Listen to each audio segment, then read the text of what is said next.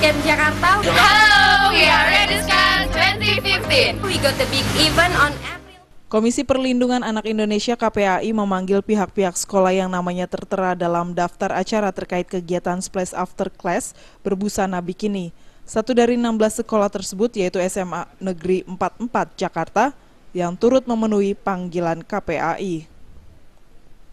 Pihak SMA Negeri 44 Jakarta pun membantah perihal keterlibatan sekolahnya dalam kegiatan Splash After Class berbusana bikini. Wakil Kepala Sekolah Bidang Kesiswaan SMA Negeri 44 Jakarta Suwarto menjelaskan, pihak sekolah tidak tahu menahu perihal kegiatan yang akan diselenggarakan Sabtu 25 April 2015 itu. Pihak sekolah juga merasa dirugikan lantaran nama sekolahnya telah dimasukkan pada kegiatan itu.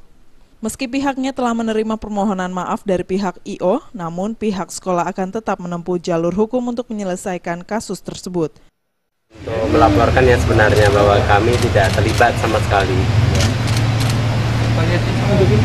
Pihak sekolah selama ini tahu nggak Pak kalau ada acara pesta bikini itu? Tidak tahu sama sekali. Jadi kami merasa dirugikan, semacam catut ya, catut kami dirugikan.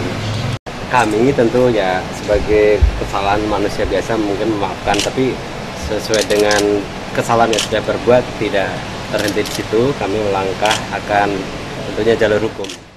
Sekretaris KPAI Erlinda menduga partisipan kegiatan tersebut merupakan individual, lantaran sejauh ini seluruh sekolah yang tercantum telah membantah keikutsertaannya. Selain kepada pihak sekolah, KPAI juga telah melayangkan surat panggilan kepada pihak I.O.